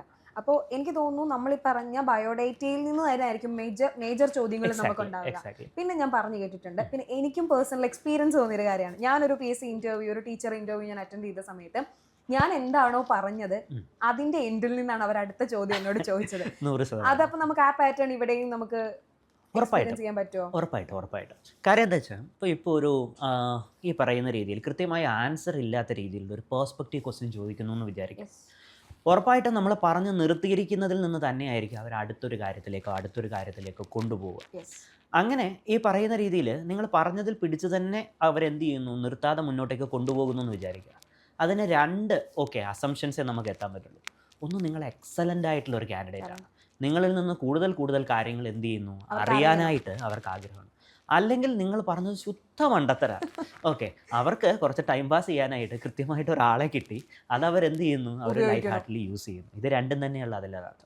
സോ നമുക്ക് ആദ്യത്തിൽ തന്നെ പോകാം, നിങ്ങളൊരു നല്ല ആളാണ്, ഓക്കെ, നിങ്ങളിൽ നിന്ന് കൂടുതൽ അറിവ് നേടാൻ അവർക്ക് താല്പര്യമുണ്ട് എന്നുള്ളത് കൊണ്ട് തന്നെയാണ് അങ്ങനെ പോയത്. അപ്പോൾ വാലിഡ് പോയിന്റ്സ് നമ്മൾ പറയുക എന്നുള്ളതിലും, പിന്നെ ഈ അറിയില്ലാത്ത കാര്യങ്ങളെ തീർച്ചയായിട്ടും നിങ്ങൾ അറിയില്ല എന്ന് തന്നെ പറയണം. അയ്യോ എനിക്ക് അറിയാമായിരുന്നു, അല്ലെങ്കിൽ ഞാൻ മറന്നുപോയി, ഇന്നലെ വരെ അല്ലെങ്കിൽ ഇന്ന് രാവിലെയും കൂടെ ഞാൻ വായിച്ചതാണ്. ഇങ്ങനെയുള്ള ടിപ്പിക്കൽ പരിപാടികളൊന്നും നിങ്ങൾ ഒപ്പിക്കാതിരിക്കുക. വളരെ സത്യസന്ധമായിട്ട് ഉത്തരങ്ങൾ പറയുക. അറിയില്ലാത്തതിന് അറിയില്ല. ഈ അറിയില്ല പറയുമ്പോൾ ഒരു കാര്യം കൂടെ പറയട്ടെ, മാനറിസംസ് ഒഴിവാക്കുക, അതും കൂടിയാണ്. അറിയില്ല എന്നൊരു ആൻസർ വരും, അല്ലെങ്കിൽ സാധാരണ ഒരു ഇൻ്റർവ്യൂവിന് ഇരിക്കുമ്പോൾ ആൾക്കാർ കാണിക്കുന്ന കാര്യങ്ങൾ ഞാൻ പറയാം. ഇൻ്റർവ്യൂ, ശിവൻ ഇപ്പോൾ എന്നോടൊരു ചോദ്യം ചോദിച്ചു, അവിടെ നിന്ന് ആൻസർ ഇപ്പോൾ വരുന്ന രീതിയിലേക്ക് എന്ത് ചെയ്യാൻ നമ്മൾ നോക്കും. അല്ലെങ്കിൽ ആദ്യമേ കൈ എടുത്തിട്ട് താഴേക്ക് നോക്കുക, അതൊന്നുമല്ല ആൻസർ തെറ്റിപ്പോയ അയ്യോ ആ ഒരു കാര്യം. ഈ മാനറിസംസ് ഒഴിവാക്കുക. കാരണം കമ്മ്യൂണിക്കേഷൻ എന്ന് പറയുന്നത് ഏകദേശം 10% മാത്രമേ വെർബൽ ഉള്ളൂ, 90% നോൺ വെർബൽ ആയിട്ടുള്ള കമ്മ്യൂണിക്കേഷനാണ്. സോ അതുകൊണ്ട് തന്നെ നിങ്ങളുടെ നോൺ വെർബൽ കമ്മ്യൂണിക്കേഷനും അത്രയും ഇമ്പോർട്ടൻസ് ഉള്ള ഒരു കാര്യമാണ്. സോ അതുകൊണ്ട് നിങ്ങൾ അത്തരത്തിലുള്ള മാനറിസംസ് എന്ത് ചെയ്യുക, ഒഴിവാക്കി. എക്സാക്ട്ലി, ബോഡി ലാംഗ്വേജിൽ നിങ്ങൾ ആലോചിച്ച് വെച്ചോളുക. നിങ്ങളുടെ ഫേഷ്യൽ എക്സ്പ്രഷൻസ്, ഈ കൈയൊക്കെ എപ്പോഴും ഇങ്ങനെ ഒടിച്ച്, അതേപോലെ ലേഡീസ് ആണെങ്കിൽ ചുരിദാറിൻ്റെ ഷോളിൽ ഇങ്ങനെ പിടിച്ച്, ഇങ്ങനെയുള്ള കാര്യങ്ങളൊക്കെ നിങ്ങൾ ഒഴിവാക്കുക. സാർ, ഈ ബോഡി ലാംഗ്വേജിന്റെ കേസ് പറഞ്ഞപ്പം എനിക്ക് തോന്നിയൊരു കാര്യമുണ്ട്. നമ്മുടെ ഈ ലുക്സ്, അതായത് നമ്മുടെ ഫിസിക്കൽ അപ്പിയറൻസ്, ഞാൻ ഉദ്ദേശിക്കുന്നത് വേറൊരു തരത്തിലല്ല. നമ്മൾ ഗ്രൂംഡ് ആയിട്ട് പോവുക, ഒരു ഇന്റർവ്യൂവിന് പോകുമ്പോൾ മാന്യമായി വസ്ത്രം ധരിച്ചു പോവുക എന്നൊരു കോൺസെപ്റ്റ് ഉണ്ടല്ലോ, അതിവിടെ ആപ്ലിക്കബിൾ ആണല്ലോ. 100%. ആദ്യമേ പറയാം, ലുക്കിലല്ല വർക്കിലാണ് കാര്യം. എങ്കിൽ പോലും നിങ്ങൾ വിചാരിക്കുക, നമ്മളൊരു സിനിമയിൽ ചോദിക്കുന്നില്ല, ആരെങ്കിലും ഒരാൾ ആശുപത്രിയിൽ ഷെർവാണി ഇട്ട് വരുമോ എന്ന് ചോദിക്കുന്ന ഒരു സിറ്റുവേഷൻ ഇല്ലേ? ഓക്കെ, സോ ആ ഒരു സിറ്റുവേഷൻ മനസ്സിൽ വിചാരിക്കും. നല്ലൊരു ഇൻ്റർവ്യൂവിന് നിങ്ങളെ ഈ പറയുന്ന രീതിയിൽ നിങ്ങളെ എന്ത് ചെയ്യുന്നു, ഒരു സെക്രട്ടേറിയറ്റിലേക്ക് അസിസ്റ്റൻ്റ് ആയിട്ട് അല്ലെങ്കിൽ ഒരു കേസിൻ്റെ ഒരു ഉദ്യോഗസ്ഥനായിട്ടുള്ള ഇൻ്റർവ്യൂ ആണ്. നിങ്ങളവിടെ ഒരു ജെൻസി വൈബിൽ ആക്ച്വലി എന്ത് ചെയ്യുന്നു, ഒരു ടീഷർട്ടും ഒക്കെ ഇട്ട് അല്ലെങ്കിൽ അത്തരത്തിലൊരു ഡ്രസ്സ് ഇട്ട് പോയാൽ എങ്ങനെയായിരിക്കും നിങ്ങളെ കാണാം? So always first impression is always the best impression. നമ്മൾ ഒരാളെ കാണുമ്പോൾ തന്നെ ഓക്കെ, അയാളുടെ മുഖത്ത് നിന്ന്, അയാളുടെ വേഷത്തിൽ നിന്ന് തന്നെ നമ്മൾ കുറച്ച് അസംഷൻസ് ഉണ്ടാക്കിയെടുക്കാറ് 100%. നമ്മളിപ്പോൾ വേൾഡിൽ ആരെ കണ്ടാലും നമ്മൾ എന്ത് ചെയ്യുന്നു, അയാളെ കാഴ്ചയിൽ തന്നെയാണ് നമ്മളൊരു അസംഷൻസ് നമ്മൾ ഉണ്ടാക്കുക. സോ അതുകൊണ്ട് തന്നെ ഒരു ഗ്രൂമിങ് വളരെ ഇമ്പോർട്ടൻ്റ് ആണ്. ആൺകുട്ടികളാണ് എന്നുണ്ടെങ്കിൽ നല്ല ഒരു ഷർട്ട്, ഒരു പാൻറ്റ്, ഓക്കെ, അതുപോലെ തന്നെ ഷൂസ് ഇടുന്നതാണ് വളരെ നല്ലത്. ഷൂസ് എന്ന് വെച്ച് കഴിഞ്ഞാൽ കാഷ്വൽ ഷൂ അല്ല, അല്ലാതെ ഒരു എക്സിക്യൂട്ടീവ്, ഒരു ഓക്സ്ഫോർഡ് അല്ലെങ്കിൽ അത്തരത്തിലുള്ള രീതിയിലുള്ള ഷൂ. ആ ഷൂവിന് മാച്ച് ചെയ്യുന്ന രീതിയിലുള്ള ഒരു ബെൽറ്റും കൂടി കിട്ടിക്കഴിഞ്ഞാൽ പെർഫെക്റ്റാണ്, സംഗതി പെർഫെക്റ്റാണ്. ഒരു ടൈയോ അത്തരത്തിലുള്ള കാര്യങ്ങളൊന്നും കേരളത്തിൽ ആവശ്യമില്ല, അതിൻ്റെ ഒരാവശ്യമില്ല. ബ്ലേസറോ കാര്യങ്ങളൊന്നും വേണ്ട. കഴിവതും ഒരു ലൈറ്റ് കളർ ഷർട്ട്, ലൗഡ് അല്ലാത്ത തരത്തിലുള്ള കാം കളർ ഷർട്ടുകൾ. പിന്നെ അവിടെ ഒരു കാര്യമുണ്ട്, നിങ്ങളുടെ നിറത്തിന് കുറച്ചെങ്കിലും ചേരുന്ന രീതിയിലുള്ള ഷർട്ടുകൾ വേണം എന്ത് ചെയ്യാൻ, യൂസ് ചെയ്യാൻ. അത് ആൺകുട്ടികളാണെങ്കിലും പെൺകുട്ടികളാണെങ്കിലും നിങ്ങളുടെ ഡ്രസ്സ്, സാർ ഇപ്പോൾ പറഞ്ഞു വെള്ള ഷർട്ട് ഇടണം അല്ലെങ്കിൽ നീല ഷർട്ട് ഇടണം, അത് നമുക്ക് ഒട്ടും ചേരില്ല എന്നുണ്ടെങ്കിൽ ആ ഒരു ഷർട്ട് ഇട്ടതുകൊണ്ട് യാതൊരു ഗുണവും, കോൺഫിഡൻസിനെയും ബാധിക്കും. സോ അതുകൊണ്ട് തന്നെ അത്തരത്തിൽ നമ്മളുടെ കളറിന് ചേരുന്ന രീതിയിലുള്ള കുറച്ച് കാമായിട്ടുള്ള ലൗഡ് അല്ലാത്ത കളേഴ്സ് ഇട്ട് തന്നെ പോവുക. ലേഡീസ് ആണെങ്കിൽ പോലും സാരി ഉടുക്കണമെന്ന് നിർബന്ധമൊന്നുമില്ല. കാരണം ഇപ്പോഴത്തെ കുട്ടികൾ നോക്കിക്കഴിഞ്ഞ് കഴിഞ്ഞാൽ സാരി ഉടുക്കാൻ കൃത്യമായി അറിയാത്ത കുട്ടികളാണ്. സോ അതുകൊണ്ട് അവിടെ ചെന്നിട്ട് ഈ പറയുന്ന രീതിയിൽ സാരി പിടിക്കുമോ, ഡിസ്കംഫർട്ടായിട്ട് ഇരിക്കുന്നതിനേക്കാളും നല്ലത് നല്ല രീതിയിലുള്ള കോട്ടൺ ചുരിദാർ അല്ലെങ്കിൽ അത്തരത്തിലുള്ള ഒരു ഡ്രസ്സ് എന്ത് ചെയ്യുക, ഇട്ടുകൊണ്ട് പോകുമ്പോൾ ആ ഡ്രസ്സ് നേരത്തെ നിങ്ങൾ ഒരു തവണയെങ്കിലും ഇട്ട് നിങ്ങളൊന്ന് കംഫർട്ടാക്കണം. ഒന്ന് കംഫർട്ടിൽ എന്ത് ചെയ്യണം, കൊണ്ടുവരണം. ദെൻ ഈ പറയുന്ന രീതിയിൽ ലേഡീസ് ആണെങ്കിൽ തന്നെയും ഒരുപാട് ഓർണമെൻറ്റ്സും കാര്യങ്ങളും ഒന്നും ഇട്ട് ആക്ച്വലി എന്ത് ചെയ്യേണ്ട കാര്യമില്ല, കുളമാക്കേണ്ട രീതിയിലുള്ള കാര്യങ്ങളില്ല. ബേസിക് ആയിട്ടുള്ള രീതിയിലുള്ള കാര്യങ്ങൾ മാത്രം മതിയാവും. മാത്രമല്ല, നിങ്ങളുടെ ലുക്കിൽ നിങ്ങൾ എപ്പോൾ കോൺഫിഡൻ്റ് ആവണോ അതാണ് നിങ്ങളുടെ ഡ്രസ്സ്. അതായത് ആ ഡ്രസ്സ് എടുക്കാൻ പോകുമ്പോൾ ഒന്നിൽ കൂടുതൽ കോമ്പിനേഷൻസ് എന്ത് ചെയ്യുക, ട്രൈ ചെയ്ത് നോക്കുക. എന്നിട്ട് ഏതാണോ നിങ്ങൾക്ക് ഏറ്റവും കോൺഫിഡൻറ്റ്, മറ്റൊരാൾക്കല്ല, ഓക്കെ, നിങ്ങൾക്ക് കോൺഫിഡൻറ്റ് ചെയ്യുന്നത് ആ ഡ്രസ്സ് തന്നെയാണ് അതിനകത്ത് എന്ത് ചെയ്യേണ്ടത്, എടുക്കുക. പിന്നെ രണ്ടാമത്തെ കാര്യം, നിങ്ങൾ ആ ഇൻ്റർവ്യൂ ബോർഡിലേക്ക് കടന്നു വരുമ്പോൾ ഇപ്പോൾ ചിലപ്പോഴൊക്കെ എന്ത് ചെയ്യുമെന്ന് വെച്ച് കഴിഞ്ഞാൽ ഡോർ ആൾ തുറന്നു വരും. തുറന്നു തന്നില്ല എന്നുണ്ടെങ്കിൽ നിങ്ങളൊന്ന് നോക്ക് ചെയ്ത് മേ കമിൻ പറഞ്ഞ് തന്നെ അകത്തേക്ക് കയറിയാൽ. അതുപോലെ തന്നെ അവിടെ ഓടി വന്ന് കസേരയിലേക്ക് ഇരിക്കാതെ ജസ്റ്റ് ഒരു സെക്കൻഡ് വെയിറ്റ് ചെയ്ത് അവർ നിങ്ങളുടെ അടുത്ത് യെസ് യു മേ സിറ്റ് എന്ന് പറയുമ്പോൾ, അല്ലെങ്കിൽ ക്യാൻ ഐ എന്ന് ചോദിച്ച് ആ ഒരു സീറ്റിൽ ഇരിക്കുമ്പോൾ അതിനെന്തുണ്ട്, അതിനൊരു കോർട്ടസി ഉണ്ട്. അതെല്ലാം വാല്യൂ ചെയ്യുന്ന രീതിയിലുള്ള കാര്യങ്ങളാണ്. അത്തരത്തിലുള്ള കുറച്ച് കാര്യങ്ങൾ കൂടി എന്ത് ചെയ്യുക, ശ്രദ്ധിക്കണം. ആൻഡ് ഫൈനലി ഒരാളുടെ ലുക്കിൽ ഏറ്റവും 100ൽ 100 മാർക്ക് കിട്ടുന്നൊരു കാര്യമുണ്ട്, അത് അയാളുടെ സ്മൈലാണ്. ഡ്രസ്സിനപ്പുറം അയാളുടെ സ്മൈലാണ്. ഓക്കെ, അതുകൊണ്ട് തന്നെ അവിടെ വന്നിരിക്കുമ്പോൾ അല്ലെങ്കിൽ ഇൻ്റർവ്യൂവിന് കയറുമ്പോൾ ഇൻ്റർവ്യൂവിൻ്റെ ബോർഡ് ചെയർമാൻ ആയിക്കോട്ടെ, ചുറ്റുമിരിക്കുന്നവരായിക്കോട്ടെ, അവരെ ഒരു സ്മൈല് കൊണ്ട് ഗ്രീറ്റ് ചെയ്യുന്നത് വളരെ നല്ല കാര്യമാണ്. സ്മൈല് മതി, സ്മൈലി വേണ്ട, ഓക്കെ, ഒരു സ്മൈല് മതി. അത്തരത്തിൽ ഒന്ന് ചിരിക്കാൻ അറിയാത്തവരാണെങ്കിൽ ഒന്ന് പ്രാക്ടീസ് ചെയ്യുക. ഓക്കെ, ആ ഒരു രീതിയിൽ ചെറിയൊരു ചിരി കൊടുത്തുകൊണ്ട് അവർക്ക് ചെയ്യാവുന്നുണ്ടെങ്കിൽ അതാണ് ഒരു ബ്രൈറ്റ് ആയിട്ടുള്ള ഒരു കോൺവെർസേഷൻ നമ്മൾ സ്റ്റാർട്ട് ചെയ്യും. നല്ല പ്ലസൻ്റ് ആയിട്ട് നമ്മൾ പോവുക. അപ്പോൾ സാറ് പറഞ്ഞതുപോലെ നിങ്ങളുടെ അപ്പിയറൻസിൽ നിങ്ങൾ വളരെയധികം ബോധേഡ് ആവണം ശരിക്കും പറഞ്ഞാൽ, അല്ലേ? അപ്പോൾ ആൺകുട്ടികളാണെങ്കിലും പെൺകുട്ടികളാണെങ്കിലും വളരെ സറ്റിലായിട്ടുള്ള കളേഴ്സിലുള്ള കളർ പാറ്റേണിലുള്ള ഡ്രസ്സുകൾ ചൂസ് ചെയ്യുക. അത് ഏറ്റവും കാര്യം നിങ്ങൾ നോക്കേണ്ടത്, നിങ്ങൾക്ക് കംഫർട്ടബിൾ ആയിരിക്കണം ആ വസ്ത്രം എന്ന് പറയുന്നത്. കാര്യം ആ കംഫർട്ട് ആയിരിക്കും നിങ്ങളുടെ ആ ഒരു പ്രസൻറ്റേഷനെ, നിങ്ങളുടെ പെർഫോമൻസിനെ ഡിപ്പെൻഡ് ചെയ്യുന്ന ഒരു ഫാക്ടർ എന്ന് പറയുന്നത്. പിന്നെ ഓൾവേസ് പ്ലസൻ്റ് ആയിരിക്കുക, put a smile on your face, അതല്ലേ? എപ്പോഴും നിങ്ങൾ ചിരിച്ച മുഖവുമായി തന്നെ, അട്ടഹസിക്കാനല്ല പറയുന്നത്, ചിരിച്ച മുഖവുമായി തന്നെ വളരെ കോൺഫിഡൻസോട് കൂടിയിട്ട് ഇന്റർവ്യൂവിനെ അറ്റൻഡ് ചെയ്യാം. ഒരു കാര്യം കൂടി പറയാം. ഓക്കെ, പറഞ്ഞു. എന്താ കാര്യം എന്ന് വെച്ച് കഴിഞ്ഞാൽ, ഇപ്പോൾ നിങ്ങളുടെ കല്യാണം നിങ്ങളൊന്ന് മനസ്സിൽ കാണും. ആ ഒരു കല്യാണത്തിൻ്റെ ദിവസത്തിൽ നിങ്ങൾ എങ്ങനെയായിരിക്കും ഒരുങ്ങുക, നിങ്ങൾ എങ്ങനെയായിരിക്കും ഇമ്പോർട്ടൻസ് കൊടുക്കുക, അതിൽ ഓരോ ഡ്രസ്സിനും എങ്ങനെയായിരിക്കും ഇമ്പോർട്ടൻസ് കൊടുക്കുക. ആ ഇമ്പോർട്ടൻസ് എന്ന് പറയുന്ന ആ ഡേക്ക് മാത്രമല്ല, ജീവിത പങ്കാളിക്ക് കൂടിയാണ് നിങ്ങൾ ഇമ്പോർട്ടൻസ് കൊടുക്കുന്നത്. അതുപോലെ നിങ്ങളുടെ ലൈഫിൽ ഇനി നിങ്ങൾ എവിടെയാണ് ഇരിക്കേണ്ടത്, നിങ്ങളുടെ ജീവിതം ഇനി എങ്ങോട്ടേക്കാണ്, സത്യം പറഞ്ഞാൽ കല്യാണത്തിനേക്കാളും ഇമ്പോർട്ടൻ്റ് ആണ്. അത്രയും ഇമ്പോർട്ടൻ്റ് ആയിട്ടുള്ള ഒരു ഡേ ആണ്.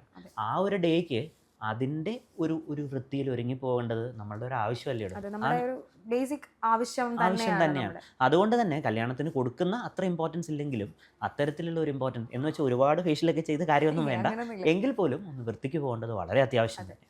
കൂടുതൽ എല്ലാം എപ്പോഴും നിങ്ങൾ സെറ്റിൽ ആയിരിക്കുക എന്നുള്ളത് മാത്രമല്ല, ഒരു മിനിമൽ വേ പിടിക്കുക എന്നുള്ളതാണ് ഏറ്റവും എപ്പോഴും നല്ലത്. അപ്പോൾ സാറ് ഞാനൊരു കാര്യം ചോദിച്ചോട്ടെ, ഈ ലുക്കിൻ്റെ കാര്യം പറഞ്ഞപ്പോൾ ഞാൻ മനസ്സിലാക്കിയൊരു കാര്യമാണ്, നമുക്ക് അതിൽ നിന്ന് തന്നെ വരാം. ഒരു പ്രൊഫഷണൽ കണ്ടക്ട് ഡെവലപ്പ് ചെയ്തെടുക്കുക എന്ന് പറയുന്ന ഒരു സാധനമുണ്ട്. നമ്മുടെ പെരുമാറ്റ രീതി, നമ്മുടെ ഒരു പ്രസൻറ്റേഷൻ സ്റ്റൈൽ, അതെല്ലാം അതിനകത്ത് വരുന്നതാണ്. എങ്ങനെയായിരിക്കണം ഇൻ്റർവ്യൂവിന് നമ്മുടെ ഒരു പ്രൊഫഷണൽ കണ്ടക്ട് എങ്ങനെയായിരിക്കണം? അതൊരു നല്ല കാര്യമാണ്, നല്ല ചോദ്യമാണ്. കാരണം എന്താ വെച്ചാൽ, നമ്മൾ ഇതുവരെ ഇൻ്റർവ്യൂവിന് വന്ന് ഇൻ്റർവ്യൂവിൽ ആ കസേരയിൽ ഇരിക്കുന്ന വരെയുള്ള കാര്യങ്ങളാണ് നമ്മളിവിടെ ഡിസ്കസ് ചെയ്തത്. ഇനി നമുക്ക് നോക്കേണ്ടത് എങ്ങനെയാണെന്ന് വെച്ചാൽ, ആക്ച്വലി ഓരോരുത്തർക്കും ഓരോ ഓറേറ്ററി സ്കിൽസ് ഉണ്ട്. ഒരു കാര്യം ചില കാര്യം പറഞ്ഞാൽ നമ്മളങ്ങ് വിശ്വസിക്കും, ഇല്ലേ? കണ്ണുടച്ച് വിശ്വസിക്കില്ല, കൺവിൻസിങ് സ്റ്റാർ ആവുമെന്ന് പറയില്ലേ? സോ ആ ഒരു രീതിയിൽ നമുക്ക് ഓറേറ്ററി സ്കിൽസ് ഉണ്ട്. ഏറ്റവും ഇമ്പോർട്ടൻ്റ് ആയിട്ടുള്ള കാര്യം, നമ്മൾ പതുക്കെ സംസാരിക്കാതിരിക്കുക. ഒരുവിധംപ്പെട്ട പെൺകുട്ടികളൊക്കെ ചെയ്യുന്ന ഒരു കാര്യമാണ്, ഒരു ക്വസ്റ്റ്യൻ ചോദിച്ചു കഴിയുമ്പോൾ പുറത്തേക്ക് ഒച്ച വരണ്ടാവില്ല, സംസാരിക്കുന്നുണ്ടാവും, പുറത്തേക്ക് ഒച്ച വരണുണ്ടാവില്ല. അങ്ങനെ ചെയ്ത് കഴിയുമ്പോൾ നിങ്ങളെ പറ്റിയുള്ള ഇമ്പ്രഷൻ എന്തായിരിക്കും? പ്രത്യേകിച്ചും ആ ഇൻ്റർവ്യൂ എടുക്കുന്ന ആൾക്കാർ 60 വയസ്സോ ചിലപ്പോൾ അതിന് മുകളിലോ പ്രായമുള്ളവരായിരിക്കും, അവർക്ക് കേൾക്കുന്നുണ്ടാവില്ല. അതുകൊണ്ട് തന്നെ ഒരു ഇത്തിരി ഉറച്ച് ഓക്കെ, ഇതിൽ തന്നെ ഒച്ചയിൽ തന്നെ എന്ത് ചെയ്യുക, സംസാരം. 2, സംസാരത്തിന് ആവശ്യത്തിൽ കൂടുതൽ സ്പീഡ് ഉണ്ടാകാതെ ഇരിക്കുക. നമ്മൾ ഒരാളോട് ഒരു കാര്യം പറയുമ്പോൾ നമ്മളത് ഉറച്ച സ്വരത്തിൽ നമ്മൾ പതുക്കെ പറയുമ്പോഴാണ് അതിനൊരു വാലിഡിറ്റി ഉണ്ടാവുന്നത്. സോ ആ ഒരു രീതിയിൽ സ്പീഡ് കുറച്ച് എന്ത് ചെയ്യുക, പറയുവാൻ അല്ലെങ്കിൽ അത്തരത്തിലുള്ള കാര്യങ്ങൾ ചെയ്യുവാനായിട്ട് ശ്രമിക്കും. അടുത്ത കാര്യം, ഒരാളാണ് ഒരു ക്വസ്റ്റ്യൻ ചോദിക്കുന്നത് എന്നുണ്ടെങ്കിലും അയാളിൽ മാത്രം നോക്കാതെ മറ്റുള്ളവരിലേക്കും പതുക്കെ ഒന്ന് ചോദിച്ചു, ഒന്ന് നോക്കിക്കൊണ്ട് തന്നെ ഒരു ഉത്തരം പറയുവാനായിട്ട് ശ്രമിക്കും.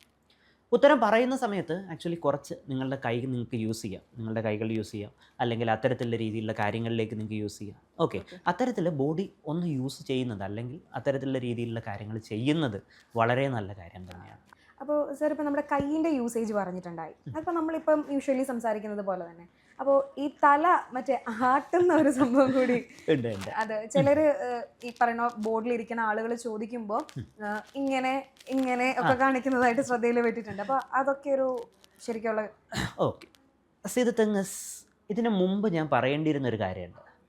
എന്തായിരുന്നു എന്ന് വെച്ച് കഴിഞ്ഞാൽ, നമ്മൾ ഉറപ്പായിട്ടും ഒരു ഇൻ്റർവ്യൂവിന് മുമ്പ് മോക്ക് ഇൻ്റർവ്യൂസ് കുറച്ച് നമ്മൾ 100% നമ്മൾ മോക്ക് ഇൻ്റർവ്യൂസ് അറ്റൻഡ് ചെയ്യണം. കാരണം എന്താണെന്ന് വെച്ച് കഴിഞ്ഞാൽ, നമ്മൾ എന്താണ് ചെയ്യുന്നത് എന്നുള്ളത് നമ്മൾ ഒരിക്കലും അറിയാറില്ല. ഓക്കെ, മറ്റൊരാളാണ് എന്ത് ചെയ്യുന്നത് കൃത്യമായിട്ട് അത് അറിയുന്നത്. സോ അതുകൊണ്ട് തന്നെ നമ്മളൊരു കാര്യം ചെയ്യേണ്ടത്, നമുക്ക് നോഡിങ് എല്ലാവർക്കും ഉള്ളതാണ്. അതും ഈ ജില്ല തിരിച്ച് നോഡിങ്ങിൽ വ്യത്യാസമുണ്ട്. ചില ജില്ലയിൽ ഇങ്ങനെ പറഞ്ഞാൽ കറക്റ്റും, ചില ജില്ലയിൽ ഇങ്ങനെ പറഞ്ഞാൽ കറക്റ്റുമാണ്. സോ ആ ഒരു രീതിയിൽ ജില്ല തിരിച്ചും നോഡിങ്ങിന് വ്യത്യാസം. സോ അത്തരത്തിലുള്ള നോഡിങ്ങുകളാകാം. കാരണം നമ്മൾ അതെല്ലാം മാറ്റി വെച്ചാൽ നമ്മൾ വെറും പ്ലാസ്റ്റിക് ആയിപ്പോകും, നമ്മൾ ടോട്ടലി പ്ലാസ്റ്റിക് ആയിട്ട് പോകും. അത്ര പ്ലാസ്റ്റിക് ആവേണ്ട ഒരാവശ്യമില്ല.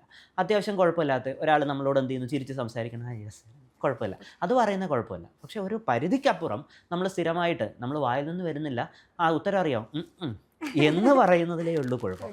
അതല്ലാത്തത് നോഡിങ് ഓക്കെ, നമുക്ക് ചെയ്യുന്നതിൽ തെറ്റില്ല, പക്ഷെ അത് ഒരിക്കലും എന്ത് ചെയ്യരുത്, ഓവർ ആക്കാത്ത രീതിയിലേക്ക് കൊണ്ടുപോകും. അത് മനസ്സിലാകണം എന്നുണ്ടെങ്കിൽ നമുക്കിപ്പം എൻട്രിയിലായിക്കോട്ടെ പലരും നമുക്ക് okay mock interviews mock interviews എന്ത് ചെയ്യുക, അറ്റൻഡ് ചെയ്യുക. ഈ മോക്ക് ഇൻ്റർവ്യൂസ് അറ്റൻഡ് ചെയ്യുമ്പോൾ ഈ ഇൻ്റർവ്യൂ ബോർഡിലുള്ളവർ നിങ്ങളോട് പറയും, നിങ്ങൾക്ക് ഈ പറയുന്ന രീതിയിൽ പേഴ്സണാലിറ്റിയിലുള്ള അല്ലെങ്കിൽ നിങ്ങളുടെ ഈ പറയുന്ന കമ്മ്യൂണിക്കേഷനിലുള്ള തെറ്റുകൾ എന്താണെന്ന് പറയും. ആ തെറ്റുകൾ മനസ്സിലാക്കിക്കൊണ്ട് വീട്ടിൽ ചെന്നിട്ട് വീട്ടിലൊരു കണ്ണാടിയുടെ മുമ്പിലിരിക്കുക. ഒരു കണ്ണാടിയുടെ മുമ്പിലിരുന്നിട്ട് നിങ്ങൾ ഇതേ ചോദ്യങ്ങൾ വീണ്ടും ആവർത്തിക്കുക. എന്നിട്ട് നിങ്ങൾ എന്ത് ചെയ്യുക, അതിന് ആൻസർ, അല്ലെങ്കിൽ ചോദ്യങ്ങൾ എന്ത് ചെയ്യുക, പേപ്പറിൽ എഴുതി വെക്കുക, അത് വായിച്ചിട്ട് അതിന് ആൻസർ പറയും. അപ്പോഴാണ് നമ്മളൊരു തഞ്ചാവൂർ ഡോളായിരുന്നു എന്നുള്ള കാര്യത്തെ പറ്റിയിട്ട് നമുക്ക് എന്ത് കിട്ടുക, ഒരു റിയലൈസേഷൻ വരിക. സോ അതുകൊണ്ട് തന്നെ മോക്ക് ഇൻ്റർവ്യൂസ് ഉറപ്പായിട്ടും ചെയ്യേണ്ട ഒരു കാര്യമാണ്.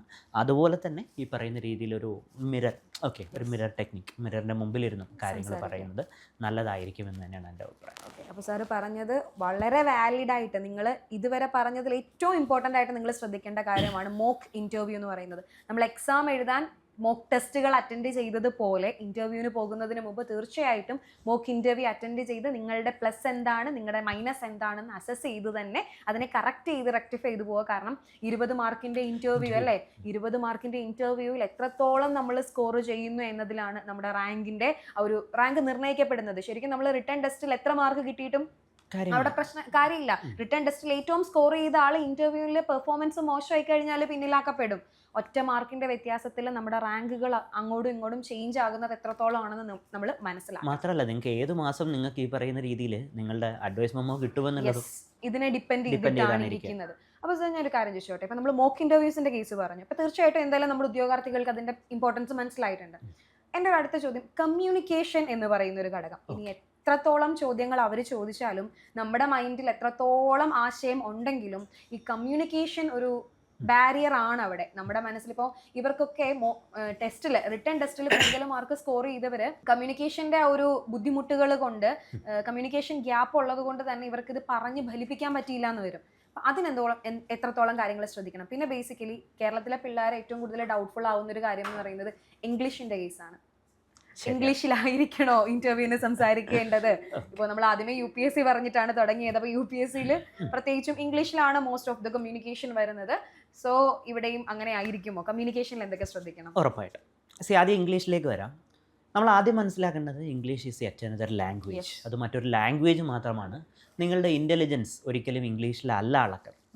പക്ഷേ നമ്മൾ മലയാളത്തിൽ ഒരു ആൻസർ പറയുന്ന ഒരാളെയും ഇംഗ്ലീഷിൽ ആൻസർ പറയുന്ന ഒരാളെയും നമ്മൾ കാണുമ്പോൾ നമുക്ക് ഓപ്പോസിറ്റ് സൈഡിലുള്ളവർക്ക് അവരിൽ ഉണ്ടാകുന്ന ഒരു ഒരു മതിപ്പ്, അത്തരത്തിലുള്ള ഒരു കാര്യമാണ്.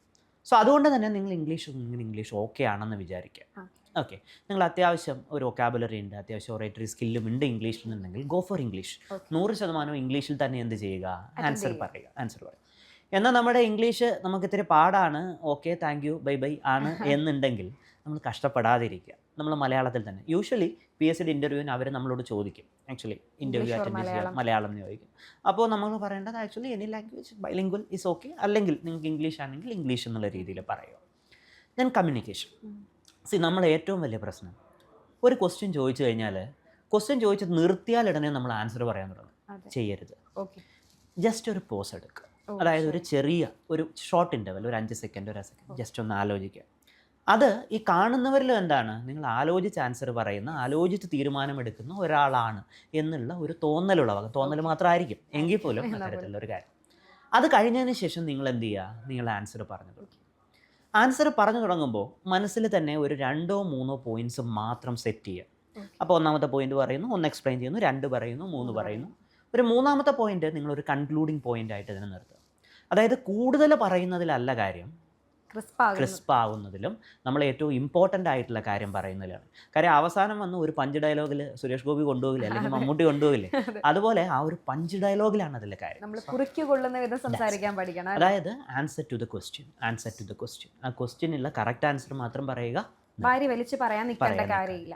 അത് തന്നെയാണ് കമ്മ്യൂണിക്കേഷൻ. എൻ്റെ ഒരു ഡൗട്ടും കൂടെ ചോദിച്ചോട്ടെ, ഇപ്പോൾ മലയാളം ഓർ ഇംഗ്ലീഷ് രണ്ടിൽ ഏത് വേണമെങ്കിലും നമ്മുടെ കംഫർട്ടബിലിറ്റിക്ക് അനുസരിച്ച് നമുക്ക് ഉപയോഗിക്കാം.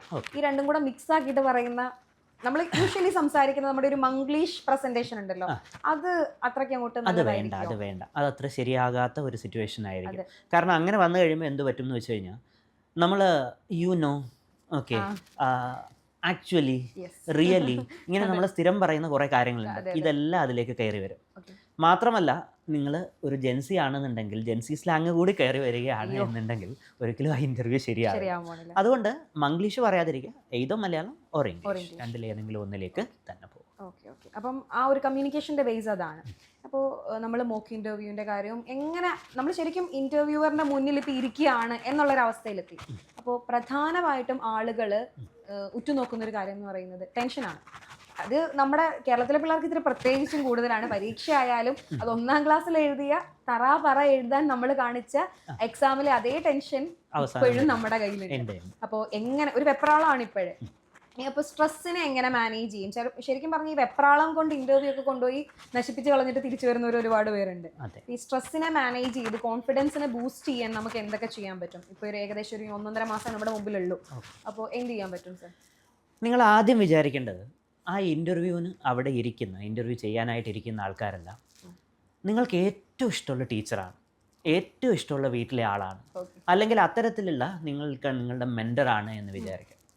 അവരുമായിട്ട് നിങ്ങൾ എന്ത് ചെയ്യുന്നു? ചെറിയ ഒരു അരമണിക്കൂർ ഒരു സംഭാഷണത്തിന് പോകുന്നു എന്ന് മാത്രം വിചാരിക്കും. അല്ലാതെ ഒരിക്കലും അവർ ഈ സ്റ്റാച്ചുറിലുള്ള ആളാണ്, എൻ്റെ ജീവിതമല്ല ഇന്നത്തെ ദിവസത്തിനെ ബാധിച്ചിരിക്കുകയാണ്, ആ ഒരു രീതിയിലേക്ക് എന്ത് ചെയ്യുക? ചെയ്യാതെ ഇരിക്കും. നിങ്ങൾക്ക് ഏറ്റവും ഇഷ്ടമുള്ള ഒരാളായിട്ട് അല്ലെങ്കിൽ അത്തരത്തിലുള്ള ആൾക്കാരായിട്ട് മാത്രം എന്ത് ചെയ്യുക? അവരെ കാണുക, അവരെ സങ്കല്പിക്കുക. സോ അപ്പോൾ തന്നെ നമുക്ക് എന്ത് പറ്റും? ആ ഒരു രീതിയിലുള്ള ഒരു ടെൻഷൻ നമുക്കൊരാൾ വരും. രണ്ടാമത്തെ കാര്യം എന്ന് വെച്ച് കഴിഞ്ഞാൽ നമുക്ക് ടെൻഷൻ വരുന്നത് എപ്പോഴാണ്? ഒന്ന്, നമ്മളുടെ കയ്യിൽ വാലിഡ് ആയിട്ടുള്ള പോയിൻസുകൾ ഇല്ല എന്നുണ്ടെങ്കിൽ. രണ്ടാമത്തെ കാര്യം, നമ്മളുടെ ഭാഷാശുദ്ധി കറക്റ്റാണോ എന്നുള്ള ഡൗട്ടിൽ. ഓക്കെ. മൂന്നാമത്തെ കാര്യം, നമുക്ക് ഈ പറയുന്ന രീതിയിൽ ഇത് കംപ്ലീറ്റ് ആയിട്ട് അങ്ങോട്ടേക്ക് നമുക്ക് പറഞ്ഞെത്തിക്കാൻ പറ്റുമോ എന്നുള്ള രീതിയിലുള്ള ഡൗട്ട്. അപ്പോഴെന്ത് ചെയ്യണം? നമ്മൾ ഇൻ്റർവ്യൂവിന് മുമ്പ് കുറച്ച് ടോപ്പിക്സ് നമ്മൾ പ്രിപ്പയർ ചെയ്ത് തുടങ്ങണം. ഒരു ഡയറി എടുക്കാം. ഒരു ഡയറി എടുത്തിട്ട് ഇപ്പോൾ കേരളത്തിൽ, ഇന്ത്യയിൽ, വേൾഡ് ലെവലിൽ നടന്നുകൊണ്ടിരിക്കുന്ന കാര്യങ്ങൾ, അല്ലെങ്കിൽ നിങ്ങളുടെ ബയോഡേറ്റയുമായി ബന്ധപ്പെട്ട കാര്യങ്ങൾ, അല്ലെങ്കിൽ അത്തരത്തിലുള്ള രീതിയിൽ ഹോബിയുമായി ബന്ധപ്പെട്ട കാര്യങ്ങൾ, അങ്ങനെ നിങ്ങൾക്ക് നിങ്ങളുടെ ഗട്ട് ഫീലിംഗ് എന്താണ്, ഇന്ന ക്വസ്റ്റ്യൻ വരുമെന്ന് തോന്നുന്നുണ്ടെങ്കിൽ എഴുതി വെക്കുക, അത് പഠിക്കുക. അപ്പോഴെന്ത് പറ്റി? ആ ഒരു ടോപ്പിക് അല്ലെങ്കിൽ അത്തരത്തിലുള്ള കാര്യത്തിലുള്ള കുഴപ്പം നമുക്ക് മാറിക്കിട്ടി. രണ്ടാമത് എന്താണ്? നമ്മളുടെ ഈ പറയുന്ന രീതിയിൽ നമുക്ക് എന്തുമാത്രം പറഞ്ഞെത്തിക്കാൻ പറ്റും? Mock interviews, self preparation 100% mock interviews attend ചെയ്യുക. അതുപോലെ തന്നെ സെൽഫായിട്ട് ചോദിക്കാം. ഇനി സെൽഫായിട്ട് ചോദിക്കാൻ പറ്റില്ലെങ്കിൽ നിങ്ങളുടെ വീട്ടിലുള്ള ചേട്ടനോ ചേച്ചിയോ അല്ലെങ്കിൽ അടുത്ത 2-3 ഫ്രണ്ട്സിനെ വിളിച്ചെടുത്ത് അവരുടെ അടുത്ത് റാൻഡമായിട്ട് ക്വസ്റ്റ്യൻ ചോദിക്കാൻ പറയാം. ആ ക്വസ്റ്റ്യൻ എന്ത് ചെയ്യുക? നിങ്ങൾ ആൻസർ പറഞ്ഞു പഠിക്കുക. പല തരത്തിൽ ബിഹേവ് ചെയ്യുന്ന ആളുകളുമായിട്ട് ഇടപെട്ട് 100% ആ ഒരു രീതിയിലേക്ക് എന്ത് ചെയ്യുക? കാര്യങ്ങൾ ചെയ്തു വരിക. ഇനി ഏറ്റവും വലിയ കാര്യം, നിങ്ങൾ ഏത് ഈശ്വരനെ വിശ്വസിക്കുന്നുണ്ടെങ്കിലും ആ ഈശ്വരനെ മുറുകെ പിടിക്കുക. ഒരു പോസിറ്റിവിറ്റി ക്രിയേറ്റ് ചെയ്യുക. അതിൽ ഒന്ന്, ഈശ്വരൻ്റെ കൂടെ നിൽക്കുക എന്നുള്ളതാണ്. 2, വാ തുറന്നാൽ നെഗറ്റീവ് പറയുന്ന കുറേ ഫ്രണ്ട്സ് ഉണ്ടാവും, കുറേ ആൾക്കാരുണ്ടാവും. അവരെ കുറച്ച് ദിവസത്തേക്കെങ്കിലും മാറ്റി നിർത്തുക. നിങ്ങൾ വീട്ടുകാരുടെ അടുത്ത് പറയുക, അമ്മ കുഴപ്പമില്ല, ഞാൻ പഠിച്ചിട്ടുണ്ട്, ഞാൻ ഓക്കെയാണ്. കാരണം ഇപ്പം വീട്ടിൽ ചോദിക്കുകയാണെന്ന് വിചാരിക്കുക, വീട്ടിൽ എങ്ങനെയുണ്ട് മോനെ, എങ്ങനെയുണ്ട് മോളെ പഠിച്ചത്? അയ്യോ ഒന്നും പഠിച്ചിട്ടില്ല അമ്മ, അയ്യോ വയ്യ എന്നാണ് നമ്മൾ പറയുന്നത്. പക്ഷേ നിങ്ങൾ അവർക്ക് നെഗറ്റിവിറ്റി കൊടുത്താൽ അവരത് 3 ഇരട്ടിയായിട്ട് തിരിച്ചു തരും. എന്നാൽ നിങ്ങൾ പോസിറ്റീവായിട്ട് പറയുന്നു, ഈ പറയുന്ന രീതിയിൽ കുഴപ്പമില്ല അമ്മ, ഞാൻ ചെയ്യാം, ഞാനൊന്ന് നോക്കാം എന്ന് പറയാം. അവർ നിങ്ങളെ ബുദ്ധിമുട്ടിക്കില്ല, അവർ നിങ്ങളെ അടുത്തൊരു കല്യാണത്തിന് വിളിക്കില്ല, നിങ്ങൾ മറ്റൊരിടത്ത് പോകാൻ പറയില്ല. അവരും നിങ്ങൾക്ക് പോസിറ്റീവായിട്ട് എന്ത് ചെയ്യും? കാര്യങ്ങൾ നിങ്ങൾക്ക് പറ്റും എന്നുള്ള രീതിയിൽ. അതായത് ഇതിന് നിങ്ങൾക്ക് കോൺഫിഡൻസ് വേണമെന്നുണ്ടെങ്കിൽ ആ പോസിറ്റിവിറ്റി വീട്ടിൽ നിന്ന് തന്നെയാണ് തുടങ്ങുന്നത്. വീട്ടിൽ നിന്ന് തന്നെ അച്ഛനോടും അമ്മയോടും പറയുക, ഞാൻ ഇവിടെ വരെ എത്തിയിട്ടുണ്ട്, ഞാൻ എന്താണ് ഈ ഇൻ്റർവ്യൂ എനിക്കിപ്പോൾ ഒരു കോൺഫിഡൻസ് ഉണ്ട് എന്ന് തന്നെ പറയും. അത് നിങ്ങളെ തന്നെ പറഞ്ഞ് മനസ്സിലാക്കുക. അതുപോലെ തന്നെ ചുറ്റുമുള്ളവരിലേക്ക് ആ ഒരു പോസിറ്റിവിറ്റി എന്ത് ചെയ്യുക? കൊടുക്കുക. അപ്പോൾ സ്ട്രെസ്, അതൊക്കെ കോൺഫിഡൻസ് ബൂസ്റ്റ് ചെയ്യാനുള്ള കാര്യങ്ങളാണ്. ഈ സ്ട്രെസ്സിനെ ഒന്ന് കുറയ്ക്കാൻ വേണ്ടിയിട്ട് നമുക്കിപ്പോൾ മെഡിറ്റേറ്റ് ചെയ്യുക, അങ്ങനത്തെ പരിപാടികളൊക്കെ തന്നെയാണോ നല്ലത്? നമുക്ക് മെഡിറ്റേറ്റ് ചെയ്യുന്നത് നല്ലത് തന്നെയാണ്, 100%. അതിപ്പോൾ യോഗ തന്നെ ചെയ്യണമെന്നൊന്നുമില്ല, ജസ്റ്റ് കൂളായിട്ടുള്ള രീതിയിലുള്ള മെഡിറ്റേഷൻ. പക്ഷേ നമ്മളെല്ലാവരും ചിന്തിക്കാത്തൊരു കാര്യമുണ്ടോ?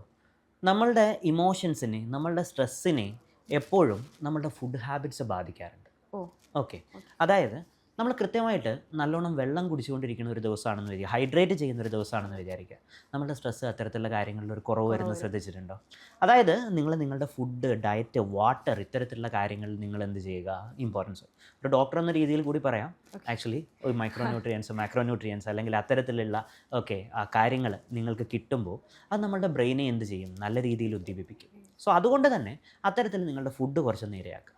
നോൺ വെജ് ഒഴിവാക്കാൻ പറ്റാത്തവരുടെ അടുത്ത് ഒഴിവാക്കണം എന്ന് ഞാൻ പറയുന്നില്ല, എങ്കിൽ പോലും കഴിവതും കുറച്ച് ഒഴിവാക്കാൻ പറ്റുന്നുണ്ടെങ്കിൽ അത് കൺട്രോൾ ചെയ്യുക എന്നുള്ളത് നല്ല കാര്യം തന്നെയാണ്. രണ്ടാമത്തെ കാര്യം എന്താ വെച്ചാൽ ഉറക്കം കളയാതിരിക്കുക. നല്ല ഉറക്കം തന്നെയാണ് ആക്ച്വലി ഈ പറയുന്ന രീതിയിലുള്ള കാര്യങ്ങൾ. സ്ട്രെസ് കുറയ്ക്കാനുള്ള ഏറ്റവും നല്ല കാര്യം നല്ലവണ്ണം ഉറങ്ങി തന്നെ എന്ത് ചെയ്യുക? എണീക്കുക. ആ ഒരു ഉറക്കത്തിനും ഈ പറയുന്ന രീതിയിൽ സ്ട്രെസ് എന്ത് ചെയ്യാൻ പറ്റും? മാനേജ് ചെയ്യാൻ പറ്റും. അതായത് സ്ട്രെസ്സിനായിട്ട് നിങ്ങൾ കൂടുതലായിട്ടൊന്നും ചെയ്യാനില്ല, നിങ്ങൾ നിങ്ങളുടെ ലൈഫ് ഹാബിറ്റിൽ തന്നെ എന്ത് ചെയ്യുക? ചേഞ്ചസ് വരുത്തി തുടങ്ങുക. നല്ല ഫുഡ് കഴിക്കുക, നല്ല വെള്ളം കഴിക്കുക. ഒരുപാട് ഈ പറയുന്ന രീതിയിൽ എന്ത് ചെയ്യില്ല, സൂര്യപ്രകാശത്തൊന്നും പോയി നമ്മളെ എന്ത് ചെയ്യുക? നമ്മൾ ടയേർഡ് ആക്കാതെ ഇരിക്കുക. അത് കഴിഞ്ഞതിന് ശേഷം നമ്മളുടെ റൂമിൽ എഴുതി വെക്കുക, ഇന്ന ദിവസം ഞാൻ സെക്രട്ടേറിയറ്റ് അസിസ്റ്റൻ്റ് ആയിട്ട് ഞാൻ എന്ത് ചെയ്യും? ഞാൻ എൻ്റെ വീട്ടിൽ വരും. ആ ഒരു ലൈഫ് എന്ത് ചെയ്യുക? നമ്മൾ മുന്നിലേക്ക് നമ്മൾ കാണുക, മാനിഫെസ്റ്റ് ചെയ്യുക. നമ്മളുടെ കട്ടപ്പനയിലെ ഹൃതിക് റോഷനിലെ ആ മൂന്ന് കാര്യങ്ങൾ അതുപോലെ തന്നെ എന്ത് ചെയ്യുക, എഴുതി വെക്കുക. അതൊരു ലൈഫ് ഗോൾ കാർഡായിട്ട് എഴുതി എന്ത് ചെയ്യുക, അവിടെ ഒട്ടിച്ചു കാണുന്നിടത്ത് തന്നെ എഴുതി വെക്കുക. ഓക്കെ, ആ മാനിഫെസ്റ്റേഷൻ അതിൽ തന്നെയാണ് നമുക്ക് എന്ത് ചെയ്യുക, ആ ഒരു കാര്യങ്ങൾ നമുക്ക് കൊണ്ടുവരുന്നത്. ദെൻ ഇൻ്റർവ്യൂവിന് പോകുന്ന ദിവസമാണ് എന്നുണ്ടെങ്കിലും ഒരുപാട് പേരോട് സംസാരിക്കാതെ ഇരിക്കുക, ഒരുപാട് പേരോട് സ്ട്രെസ്സിലേക്ക് കൊണ്ടുപോകാതിരിക്കുക. തലേ ദിവസം അന്നത്തെ ദിവസം ഫോൺ അങ്ങ് മാറ്റി വെക്കുക, ആ ഇൻസ്റ്റഗ്രാം മാറ്റി വെക്കുക, മെസ്സഞ്ചർ അത്തരത്തിലുള്ള കാര്യങ്ങൾ മാറ്റി വെക്കുക.